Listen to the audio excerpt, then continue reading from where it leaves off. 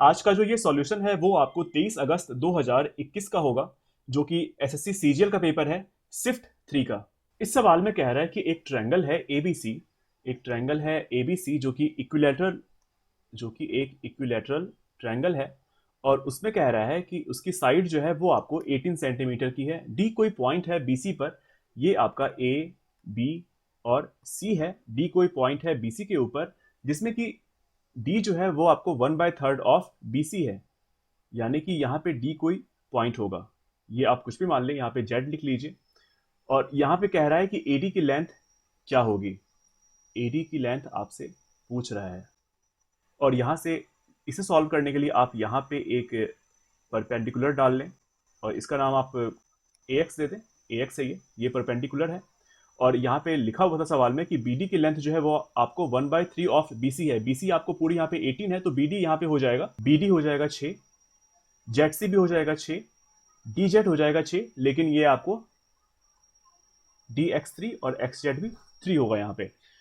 तो यहाँ पे आपको एक राइट एंगल ट्रायंगल मिल रहा है। मैं बात कर रहा हूँ इस ट्रायंगल की, जो कि है ए एक्स और बी।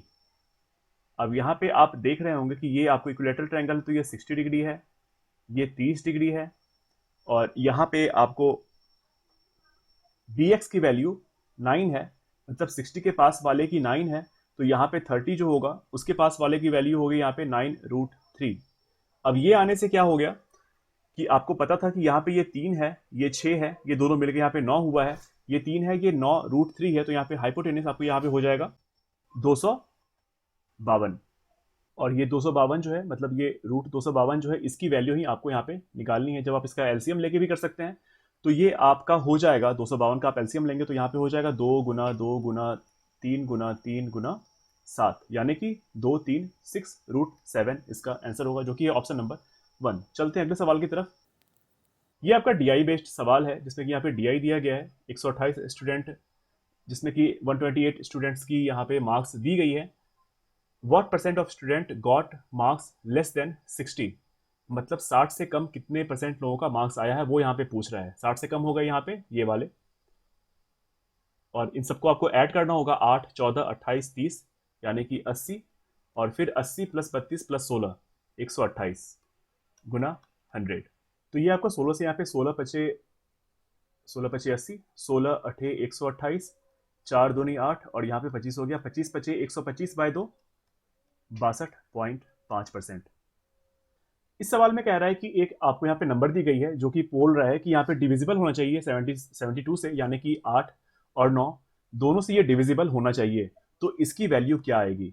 आपको मैं एक बात बता दूं कि अक्सर हम लोग क्या करते हैं कि जब भी हमको 8 की डिविजिबिलिटी चेक करनी होती है तो हम लास्ट 3 डिजिट को चेक करते हैं, लेकिन ऐसा करना हर बार जरूरी नहीं है। अगर आपको, मतलब कि अगर आपको ये वैल्यू इवन दी गई है, जो कि यहाँ पे है, तो आपको बस लास्ट के 2 डिजिट को यहाँ पे चेक करना होगा, जो कि यहाँ पे 7 दी गई है।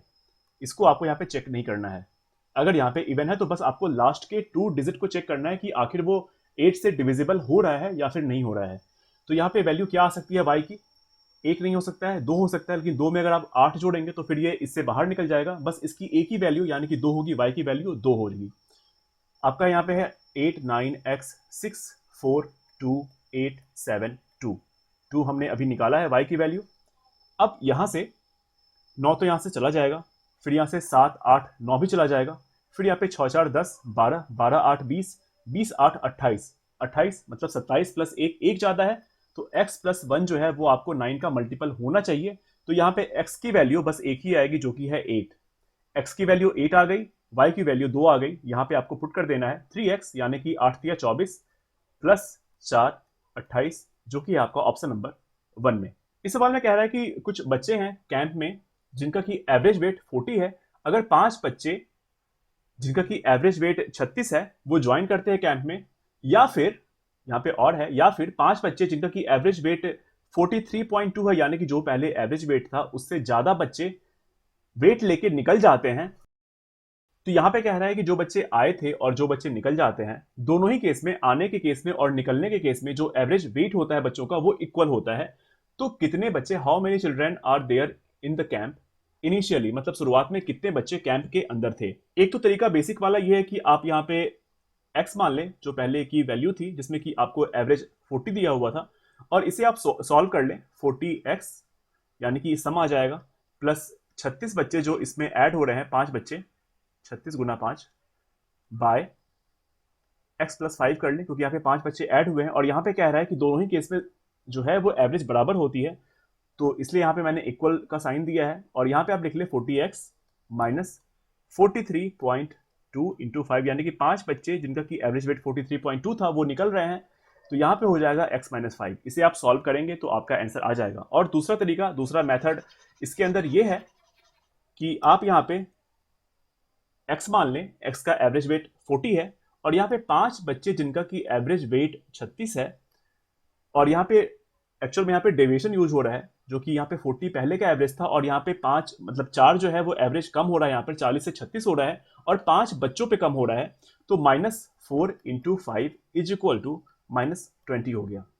फिर 5 बच्चे आपको निकलते हैं जो कि ज्यादा एवरेज लेके निकलते हैं 43.2, यानी कि 3.2 का यहाँ पे 5 बच्चे लेके निकलते हैं, लेकिन यहाँ भी माइनस होगा क्योंकि यहाँ पे 5 बच्चे ज्यादा एवरेज लेके निकल रहे हैं, तो ये आपको यहाँ पे हो जाएगा -16, और इसे आपको फिर यहाँ पे इक्वेशन के अंदर लिख देना है 40x, यानी कि इन दोनों का जो सम आएगा 40 इंटू एक्स -20, जो भी यहाँ पे डेविएट हो रहा है, बाय जो बच्चे यहाँ पे जुड़ रहे हैं, पहले x थे अब x प्लस 5 बच्चे यहाँ पे जुड़ गए हैं, और यहाँ पे कह रहा है कि दोनों ही केस में इक्वल है। और फिर आपको यहाँ पे 40x -16, ये वाला जो बच्चे ज्यादा एवरेज वेट लेके निकले हैं, बाय x माइनस 5, क्योंकि यहाँ पे बच्चे निकल रहे हैं, इसे आपको सॉल्व करना होगा।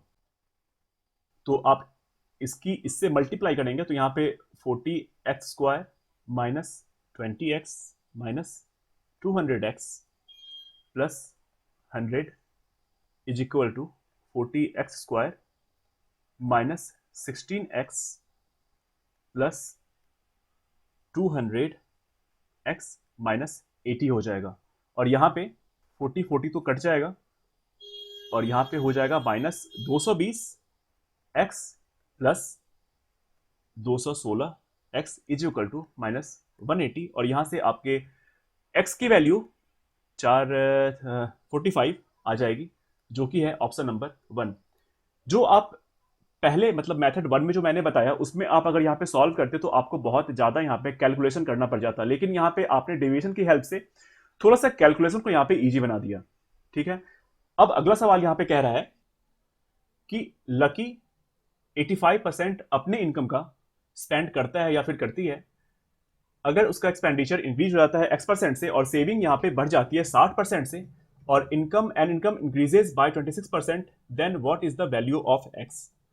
तो यहाँ पे मैंने इनकम लिख लिया, यहाँ पे एक्सपेंडिचर है, यहाँ पे सेविंग है। इनकम मान लीजिए कि यहाँ पे 100 था और जो स्पेंड करती है वो 85% है, तो जो यहाँ पे सेविंग के लिए बच जाता है वो आपको है यहाँ पे 15। फिर यहाँ पे कह रहा है कि अगर इसका एक्सपेंडिचर x% से इंक्रीज हो रहा है और इसकी सेविंग इंक्रीज हो रही है 60% से, तो 50 का 160% कितना होगा, 24, एंड इनकम इंक्रीजेस बाय 26%, ये 126 हो गया। तो यहाँ पे x% की वैल्यू पूछ रहा है, तो यहाँ से आपको 126 माइनस 24 कितना होता है, 102, यहाँ पे ये टोटल स्पेंड कर रहा होगा, और ये परसेंटेज इंक्रीज कितना हुआ, तो 85 102 का डिफरेंस आपको ले लेना है, जो कि है 17, और यहाँ पे 17 बाय 85 इंटू 100 हो जाएगा, जो कि 17 पचे 85, और यहाँ पे 20 हो जाएगा, जो कि ऑप्शन नंबर 3। इस सवाल में कह रहा है कि एक कोई आदमी है जो कि बोरो करता है, कितना है ये, 30,800 रुपए 10% पर एनम पर और 3 साल के लिए, और ये कंपाउंडली आपको कंपाउंडेड एनुअली हो रहा है। Eight the end of 2 years ये कुछ पैसा पे करता है, 13,268 रुपए। तो पूछ रहा है कि at the end of 3rd year he paid X amount to clear the debt, what is the value of X. तो यहाँ पे 10% की वैल्यू 3 साल के लिए दी गई है, लेकिन ये 2 साल के बाद कुछ पे कर रहा है, तो यहाँ पे प्रिंसिपल लिख लेते हैं, यहाँ पे जो अमाउंट है वो लिख लेते हैं। तो यहाँ पे 100 से 121 होगा, 100 की वैल्यू यहाँ पे 30800 है, तो यहाँ पे 121 की वैल्यू क्या हो जाएगी, ये यहाँ पे 100 इंटू 308 हो रहा है, तो यहाँ पे 121 गुना 308 हो जाएगा। तो ये आपका आ जाएगा 37268। इसमें से इसने पे किया है 13,268। तो ये हो जाएगा 000 और 24,000, ये हो गया। अब इस 24,000 का आपको 11/10 निकालना होगा, क्योंकि 10% है, 10% की वैल्यू आपको 1/10 होती है, और ये 11 हो गया। तो 11/10 आपको यहाँ पे निकालना होगा, जो कि हो जाएगा 264,000, जो कि है ऑप्शन नंबर 1 में। 7 नंबर सवाल आपका एक अलजेब्रा का सवाल है। इसमें ये दिया गया है, और ये जो आपको फॉर्म है वो आपको a माइनस बी के होल स्क्वायर का फॉर्म होता है, यानी कि 9 स्क्वायर। फिर यहाँ से आप इसको यहाँ पे इधर ले जाके माइनस करेंगे, तो यहाँ पे आपको a माइनस बी के फॉर्म में कुछ बनेगा। लेकिन अगर आप ये सारा कुछ करेंगे तो आपका समय यहाँ पे बहुत जाएगा। मैंने पहले ही बताया है कि इसे करने का सबसे अच्छा तरीका ये है कि आप इसे ऐसे लिख लें, या फिर आप मन में कर लें 9a² plus 9b² plus c² plus 20 is equal to 2 into 6a plus 12b। और इससे आपकी a b c की वैल्यू बिना कुछ किए आ जाएगी। यहाँ पे बस आपको कोफिशिएंट चेक करना है। a का कोफिशिएंट यहाँ पे 6 है, a² का यहाँ पे 9 है, तो यहाँ पे 6/9 हो गया। b का यहाँ पे 12 है और यहाँ पे 9 है, यहाँ पे 12/9 हो गया। c का यहाँ पे नहीं है, तो c का यहाँ पे नहीं लेंगे। 6/9 2/3 होगा, 12/9 4/3 होगा। और यहाँ पे पूछ रहा है √6 से 6 इंटू ए यहाँ पे हो जाएगा 4, 9 इंटू बी, 9 इंटू बी यहाँ पे हो जाएगा 12, और सी यहाँ पे कुछ है नहीं, ये 0 हो गया। तो इसकी वैल्यू यहाँ पे 12 4 16, यानी कि आंसर होगा 4, जो कि है आपका ऑप्शन नंबर 1। अगला सवाल कह रहा है the MP of an article 180। आपको एक चीज तो पता होगी कि CP/MP जो होता है वो आपको होता है 100 माइनस डिस्काउंट परसेंट जो भी है, और नीचे आप लिखते हैं 100 प्लस माइनस, अगर लॉस हुआ है तो लॉस, प्रॉफिट हुआ है तो फिर प्रॉफिट, ऐसे नहीं, प्रॉफिट या फिर लॉस। तो यहाँ पे दे रखा है कि मार्क प्राइस जो है वो आपकी 180 है, डिस्काउंट जो है वो आपका 20% है, यानी कि 80 है, और यहाँ पे हो रहा है गेन, तो यहाँ पे हो जाएगा 125। तो यहाँ पे आपको CP निकालना है, तो CP इज इक्वल टू हो जाएगा 80 इंटू 100/125। ये 25 से कट जाएगा, 25 चौके 100, 25 पचे 25, और यहाँ से 5 एकम 5, 5 छके 30, 16 चौके, माफ कीजिएगा यहाँ पे मैंने 100 ले लिया, यहाँ पे 180 था, ये मेरी गलती है। ये हो जाएगा 80 इंटू 180/125, 25 पचे 125, और ये 0 0 कट गया, 25 चौके 100 हो गया। ये यहाँ पे कट जाएगा 8 चौके 32, 32 गुना 18, 18 यहाँ पे हो जाएगा ये 576/5। इसे आप डिवाइड करेंगे तो 5 एकम 5, 5 एकम 5, 6 7, 5 पचे 25.2, और ये आपका ऑप्शन नंबर 3 में। अगला सवाल एक ट्रिको का सवाल है। इसमें कह रहा है कि 1/1 minus sine theta plus 1/1 plus tan sine theta, या तो इसमें आप वैल्यू रख के चेक कर सकते हैं, जो कि टाइम कंज्यूमिंग हो सकता है, क्योंकि आप डायरेक्टली इसे सॉल्व कर सकते हैं कि यहाँ पे वैल्यू क्या आएगी। वो कैसे, यहाँ पे आप देखिए नीचे आप एलसीएम ले लीजिए, एलसीएम लेने के बाद आपका आ जाएगा a minus B, a plus B, तो a² माइनस b² हो जाएगा आपका 1 माइनस साइन स्क्वायर थीटा, और 1 माइनस साइन स्क्वायर थीटा की वैल्यू यहाँ पे कॉस स्क्वायर थीटा आ जाएगी। तो यहाँ पे नीचे आपका आ गया कॉस स्क्वायर थीटा, और ऊपर आपका यहाँ पे हो जाएगा 1 + 1 2 हो जाएगा यहाँ पे, और यहाँ पे इज इक्वल टू यहाँ पे दिया हुआ है 4/cos थीटा, क्योंकि यहाँ पे सेक थीटा है, सेक नीचे जाएगा तो यहाँ पे हो जाएगा कॉस थीटा। इस कॉस से ये कॉस एक कट गया, तो यहाँ पे आ गया 1/2 is equal to cos theta. अब थीटा की वैल्यू यहाँ पे 60 डिग्री होगी, तो यहाँ पे 1/2 होगा, यानी कि कॉस 60 बराबर 1/2 होता है, ये आपको पता है।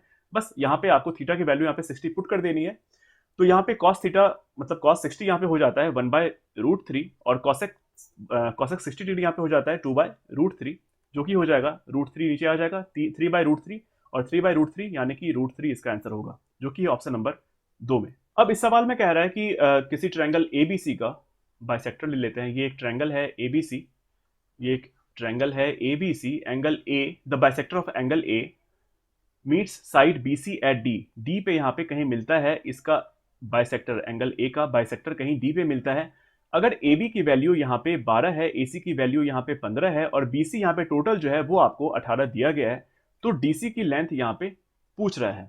तो आपको पता हो कि अगर यहाँ पे बाइसेक्टर होता है तो जो इसका और इसका रेशियो होता है वही यहाँ पे इसका और इसका भी रेशियो होता है। तो आप इसे यहाँ पे कट कर दे, 3 चौके 12, 3 पचे 15, यहाँ पे 5 4 9 है, यहाँ पे 18 है। तो अगर आप इसे 2 से मल्टीप्लाई करेंगे तो यहाँ पे 5 दूनी 10, 4 दूनी 8, यानी कि 18 हो जाएगा।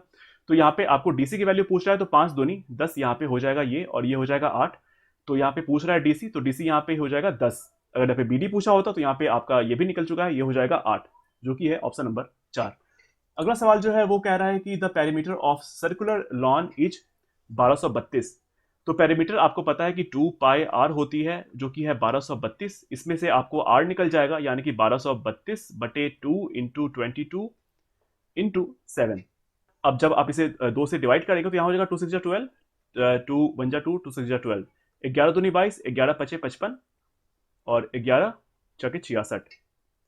यहाँ से एक बार और ये कटेगा, ये हो जाएगा 28। तो यहाँ पे आपको आर की वैल्यू 196 आ गई, आर 1 की वैल्यू। अब यहाँ पे कह रहा है कि यहाँ पे लॉन है जिसमें कि आपको 7 मीटर का पाथ बना हुआ है, तो इस पाथ का एरिया क्या होगा। तो R1 तो आपको 196 है, R2 यहाँ पे 7 जोड़ने से आएगा, जो कि हो जाएगा 203। और आपको पता है कि इस बड़े वाले सर्किल में से छोटे वाले सर्किल का अगर एरिया हम माइनस करते हैं तो इस पाथ का एरिया आ जाएगा, वही हम लोग यहाँ लिखने जा रहे हैं, पाई R2 square minus R1 square, यहाँ पे हो जाएगा पाई इंटू, अब ए स्क्वायर माइनस बी स्क्वायर के फॉर्म में ये है, तो ए प्लस बी इंटू ए माइनस बी यहाँ पे लिख सकते हैं। तो ए 203 माइनस 196 यहाँ पे 7 हो जाएगा, और यहाँ पे इंटू हो जाएगा 196 प्लस 203, वो हो जाएगा यहाँ पे 399, और पाई की वैल्यू यहाँ पे होती है 22/7। इसे ही आपको सॉल्व करना है। 7 से 7 कट गया, 399 इंटू 22 आपको करना है, जो कि आप कर सकते हैं यहाँ पे 400 माइनस 1 इंटू 22। या उससे बेहतर होगा, ये निकालने से बेहतर होगा कि आप लास्ट के सिंगल डिजिट को तो नहीं, लेकिन अगर आप यहाँ पे 2 डिजिट चेक करते हैं तो आपका आंसर बिना इसे पूरी तरह से गुना किए आ जाएगा, यानी कि 399 इंटू 22 को 22 का आपको 2 डिजिट तक का वैल्यू निकालना होगा। अब आपको यूनिट डिजिट तो पता है कि 9 दूनी 18 का 8 होगा, हाथ में बच गया 1, और ये निकालने के लिए आपको इससे इसको मल्टीप्लाई करें, 9 दूनी 18, 9 दूनी 18, 18 दूनी 36, और एक यहाँ पे ऐड करना होगा 37। मतलब जिसके लास्ट पे 7 और 8 होगा जिस ऑप्शन के, वही आपका आंसर होगा, जो कि है आपका ऑप्शन नंबर 1। अगला सवाल यहाँ पे ट्रायंगल का एक सवाल है। ट्रायंगल ABC और DBC are right angle triangle with common hypotenuse BC BD and AC intersect at P when produced if PA इतना इतना इतना।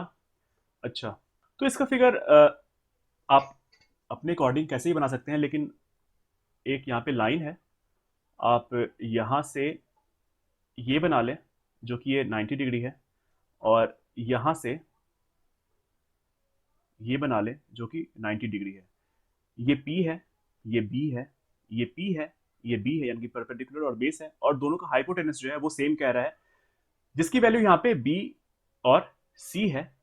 ये ABC है, ये DBC है। अब कह रहा है कि अगर आप BD और AC को, BD आपका हो गया, आप इसे डिलीट करें, यहाँ से आपको कंफ्यूजन हो सकती है क्योंकि यहाँ पे BB, यहाँ पे कह रहा है कि यहाँ पे जब BD मतलब इसे जब आगे बढ़ाया जाता है और AC को जब आगे बढ़ाया जाता है तो ये कहीं पे P पे जाके मीट करते हैं। अब यहाँ पे इस सवाल में आप देख रहे हैं कि ये 90 डिग्री है, मतलब BDC 90 डिग्री है, तो ये भी आपका 90 डिग्री हो जाएगा। और यहाँ पे आपको सिमिलरिटी लगती हुई नजर आ रही होगी। इसमें निकालने क्या कह रहा है, इसमें कह रहा है कि अगर PA की वैल्यू, अगर PA की वैल्यू 8 है, PC की वैल्यू 4 है, तो ये भी 4 हो गई, PD की वैल्यू यहाँ पे 3.2 है, तो लेंथ ऑफ BD क्या होगी। ठीक है, अच्छा यहाँ पे आपको x निकालना होगा।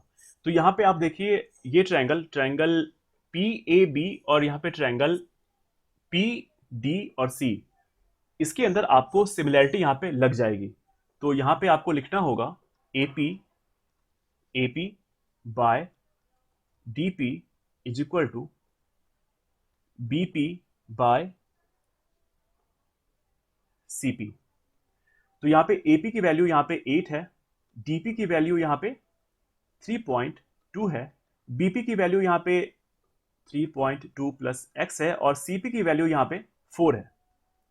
तो यहाँ से 8 चौके 32 और नीचे 3.2 है, तो यहाँ पे 10 हो गया, बराबर 3.2 प्लस x हो गया, और जब 3.2 इधर जाएगा तो यहाँ पे x की वैल्यू आ जाएगी 6.8, और ये है आपका ऑप्शन नंबर 2। चलिए अगला सवाल यहाँ पे है कि find the value of cosec 60 plus A minus sec 30 minus A plus cosec 49 by sec 41। तो यहाँ पे तो आप देख रहे हैं कि ये दोनों तो कट ही जाएगा, क्योंकि ये इसका और इसका सम 90 यहाँ पे है। अब यहाँ पे cosec 60 प्लस ए है, और अगर sec 30 माइनस ए को आप यहाँ पे लिखते हैं sec 90 माइनस 60 प्लस ए, तो यहाँ तो कुछ गलत नहीं होगा, ये आपको सब कुछ कट कुट के यहाँ पे 30 माइनस ए ही आएगा। तो sec 90 माइनस थीटा की वैल्यू होती है cosec थीटा, तो यहाँ पे हो जाएगा आगे चल के cosec 60 प्लस ए, और यही वैल्यू यहाँ पे भी है, यानी कि इससे ये कट जाएगा, इसकी वैल्यू यहाँ पे 1 आई थी, जो कि होगा आपका ऑप्शन नंबर 1। अब ये सवाल सिंप्लीफिकेशन का है और इसमें कुछ बताने के लिए है नहीं, बॉड मास होता है वो आपको पता ही होगा, तो इसे मैं सॉल्व कर देता हूँ फास्ट फॉरवर्ड करके, मतलब स्पीड बढ़ा देता हूँ मैं वीडियो का, ताकि आपका समय भी यहाँ पे बच सके।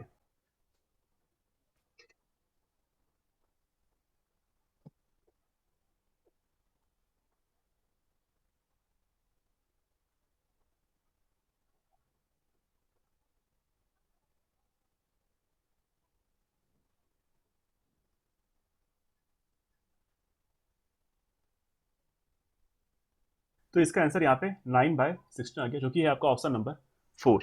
अगला सवाल डीआई का एक सवाल है, इसमें कह रहा है कि what is the sum of average number of students enrolled in VC in institute B in 2014, 15 and 17, and the average number of students enrolled in institute E 13 and 18। 13 and 18, ठीक है, इसका एवरेज निकालना होगा और उसको फिर सम करना होगा। तो यहाँ पे आपको 132, 132, 138 और 135 का सम हो जाएगा।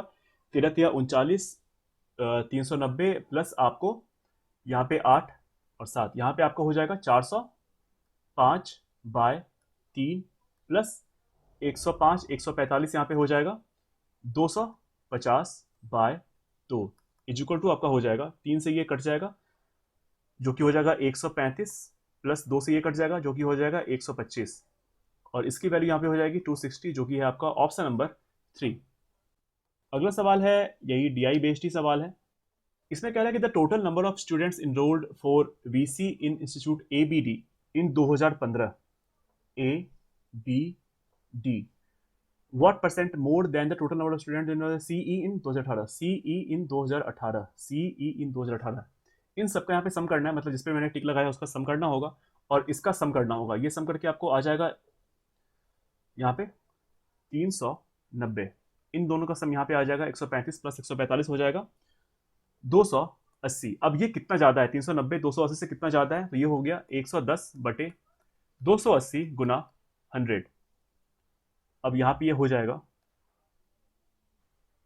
7 और ये 25, तो यहाँ पे 25 गुना 11 275/7 हो गया, 7 चौके 28, 7 तिया 21, 21 में यहाँ पे बच गया 6, तो ये 39 पॉइंट समथिंग आएगा, जो कि है आपका ऑप्शन नंबर 4।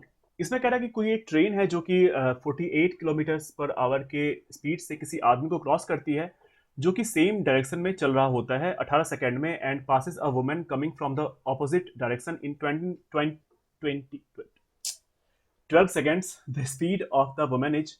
तो यहाँ पे ट्रेन चल रही है 48 के स्पीड से, और कोई यहाँ पे एक आदमी भी चल रहा है 18 के स्पीड से, और ये जो समय ले रहा है वो आपको 18 सेकंड का ले रहा है। यहाँ पे आपको सेकंड को चेंज करने की कोई ज़रूरत नहीं है, वो आप अगर यहाँ पे 3600 कर रहे हैं और फिर कुछ लिख रहे हैं, तो ये बस आप टाइम अपना खराब कर रहे हैं और कुछ नहीं। यहाँ पे आपको कुछ भी यहाँ पे चेंज करने का जरूरत नहीं है किसी भी यूनिट को, मतलब यहाँ पे अगर सेकंड दिया हुआ है 18 सेकंड, तो यहाँ पे आपको इसे आवर में चेंज नहीं करना है। फिर अगला बोल रहा है कि ट्रेन यहाँ पे 48 की स्पीड से चल रही है और एक महिला जो है वो सामने से आ रही है x की स्पीड से, और ये जो टाइम ले रहा है वो आपको 12 सेकंड का टाइम ले रहा है। तो यहाँ पे जब ये सेम डायरेक्शन में चल रहे हैं, तो यहाँ पे रिलेटिव स्पीड आपको 48 माइनस 12, माफ कीजिएगा यहाँ पे मैंने 18 लिख दिया, ये 12 होगा, क्योंकि 12 की स्पीड से यहाँ पे कोई आदमी चल रहा है सेम डायरेक्शन के अंदर, और नीचे जो एक वुमेन थी वो आपको 48 प्लस एक्स होगा, क्योंकि प्लस यहाँ पे आने का मतलब है कि दोनों सेम, मतलब एक दूसरे की तरफ आ रहे थे, तो रिलेटिव स्पीड यहाँ पे ऐड हो जाएगी इज इक्वल टू, अब स्पीड का जो रेशियो होता है वो ऐसा होता है कुछ, मतलब कि अगर स्पीड बढ़ती है तो टाइम घटता है, अगर टाइम बढ़ेगा तो स्पीड यहाँ पे घटेगा। तो यहाँ पे रेशियो भी उल्टा हो जाएगा, अगर यहाँ पे आप लिखेंगे तो ये हो जाएगा आपका 12/18, 3 चौके 12, 3 छके 18, अच्छा एक बार 2/3 हो जाएगा, ये हटाइए ये हटाइए, 2/3 यहाँ पे इसका रेशियो हो गया। अगर यहाँ पे आप देखेंगे 48 - 12 कितना होता है, 36, 36/48 plus X is equal to 2/3, 2 की वैल्यू 36 है तो 1 की वैल्यू 18 होगी, तो यहाँ पे 3 की वैल्यू 54 हो जाएगी, 48 में कितना जोड़े कि 54 हो जाएगा, तो यहाँ पे होगा बस एक ही जो कि है 6, तो यहाँ पे 54 आ जाएगा, तो यहाँ पे आपका आंसर हो गया 6 जो कि है ऑप्शन नंबर 1। अगला सवाल है कि एबीसीडी कोई एक साइक्लिक क्वाड्रिलेटरल है, एक साइक्लिक क्वाड्रिलेटरल है, ठीक है, यहाँ पे ये ए है, ये बी है, ये सी है, ये डी है। एंगल ए की वैल्यू यहाँ पे x डिग्री है, बी की वैल्यू यहाँ पे 5y डिग्री है, एंगल सी की वैल्यू 2x है, एंगल डी की वैल्यू यहाँ पे y है। आपको पता है कि एक साइक्लिक क्वाड्रेटल है, तो यहाँ पे आमने सामने का जो एंगल होगा उसका सम आपको 180 डिग्री होगा, तो यहाँ पे x प्लस 2x जो होगा वो आपको 180 होगा, यहाँ से x की वैल्यू आ जाएगी जो कि होगा 60। ठीक ऐसे यहाँ पे 5y प्लस y यानी कि 6y की वैल्यू यहाँ पे 180 होगा, तो यहाँ पे y की वैल्यू 30 आ जाएगी। यहाँ पे पूछ रहा है 3x माइनस वाई क्या होगा, x की वैल्यू यहाँ पे 60 है तो 6×18 माइनस 30, तो आंसर आपका आ गया 150 डिग्री जो कि है आपका ऑप्शन नंबर 3। अगला सवाल यहाँ पे टाइम एंड वर्क का है, किसी काम को करने में the ratio of efficiencies x और y, मतलब x और y की एफिशिएंसी जो है वो आपको 5 और 7 की है, जब दोनों साथ में काम करते हैं तो किसी काम को 70 दिन में खत्म कर देते हैं, तो टोटल वर्क आपका यहाँ पे निकल जाएगा, इस दोनों को ऐड करेंगे 7×5 12, 12 गुना 7 84, यानी कि टोटल वर्क जो है यहाँ पे 840 आ गया। और यहाँ पे फिर आगे कह रहा है कि अगर x किसी काम को अकेले शुरू करता है और 42 दिन तक काम करता है, एफिशिएंसी यहाँ पे दी गई है 5 और 42 दिन तक x बस काम करता है, तो ये कितना काम कर लेगा, तो यहाँ पे ये हो जाएगा 210। तो अब जो रिमेनिंग काम है उसे y कितने दिन में करेगा, तो इसे आपको माइनस करना होगा, ये माइनस करके 630 आ गया, और y की एफिशिएंसी यहाँ पे 7 है तो इसे आप डिवाइड कर देंगे, तो 7×9 = 63, यहाँ पे 90 दिन आपका आंसर होगा जो कि है ऑप्शन नंबर 1 में। अगला सवाल कह रहा है कि यहाँ पे x plus Y plus Z की वैल्यू यहाँ पे 2 दी गई है, और यहाँ पे x cube Y cube plus Z cube minus 74 है, इसकी वैल्यू निकालें। यहाँ पे आप देख रहे हैं कि यहाँ पे दो इक्वेशन है, यहाँ पे दो इक्वेशन है और यहाँ पे 3 वेरिएबल है, तो यहाँ पे आप किसी एक को 0 मान लीजिए। मैं यहाँ पे z को 0 मान लेता हूँ, तो यहाँ पे z खत्म हो गया, तो x प्लस वाई की वैल्यू 2 आ गई, ये z खत्म हो चुका है, और यहाँ पे ये 0 हो जाएगा, तो x cube plus Y cube की वैल्यू यहाँ पे 74 आ गई, मतलब x प्लस वाई जो है वो आपका 2 है, x cube plus Y cube जो है वो आपको 74 है, और यहाँ पे z ये भी खत्म हो गया, तो आपको निकालना है x square plus Y square की वैल्यू। अब आपको ये पता होगा कि x प्लस वाई का जब होल क्यूब निकालते हैं तो वो होता है x cube plus Y cube plus 3xy into X plus Y. मैं लिख देता हूँ आपके लिए, x cube plus Y cube plus 3xy into X plus Y. अब यहाँ से आपको x y की वैल्यू आ जाएगी, x प्लस वाई यहाँ पे दिया हुआ है उसका क्यूब निकालना होगा, 8 हो गया, ये 74 हो गया, प्लस 3xy हो गया, और x प्लस वाई की वैल्यू यहाँ पर 2 है, तो यहाँ पे आप 2 लिख देंगे, तो 74 इधर जाएगा, तो ये माइनस में आएगा, और माइनस में 3 दूनी 6 हो गया, फिर यहाँ पे ये कट के हो जाएगा xy इज इक्वल टू -11। अब यहाँ से आपको x स्क्वायर वाई स्क्वायर निकालना है, तो इसके लिए आप यहाँ पे x cube plus Y cube पता होगा आपको, ये होता है x plus y into x square plus Y square minus x y. यहाँ से आपको x square plus Y square की वैल्यू आ जाएगी, x cube plus Y cube यहाँ पे 74 दिया हुआ है, एक्स प्लस वाई यहाँ पे 2 दिया हुआ है, x square plus Y square निकालना है, और एक्स वाई की वैल्यू आपने यहाँ निकाली है जो कि -11, तो यहाँ पे ये प्लस हो जाएगा, +11 हो जाएगा, 2 से यहाँ पे आप डिवाइड करेंगे से, तो यहाँ पे ये 37 हो जाएगा, और 37 में से आप जब 11 इधर माइनस करेंगे, जब 11 इधर जाएगा तो ये माइनस हो जाएगा, तो इसकी वैल्यू आपकी आ जाएगी 26, और यही आपका आंसर होगा जो कि है ऑप्शन नंबर 2। इस सवाल में कह रहा है कि कोई एक डीलर है जो कि कुछ खिलौने खरीदता है 1800 रुपए में, और उससे बेचता है, मतलब उस टोटल खिलौने में से 40% वो बेच देता है 15% के लॉस पे, और जो 33/1/3% रिमेनिंग बचे हुए खिलौने का वो 20% प्रॉफिट लेके बेचता है, तो at what % profit should he sell the remaining twice to earn an overall profit of 10%। तो इसमें सबसे अच्छा तरीका इसका ये है कि आप यहाँ पे टोटल जो खिलौने हैं उसे आप कुछ मान लीजिए। यहाँ पे मैं टोटल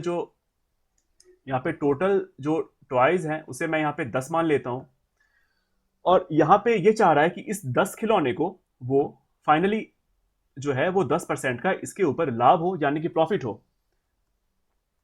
अब इस 10 का जो है वो 40%, 10 का 40% हो जाएगा 4। जो ये बेचता है वो आपको 15% के लॉस पे बेचता है। अब जो बच गया यानी कि 6 जो बच रहा है, 6 का 33/1/3 कितना होता है, यानी कि 1/3।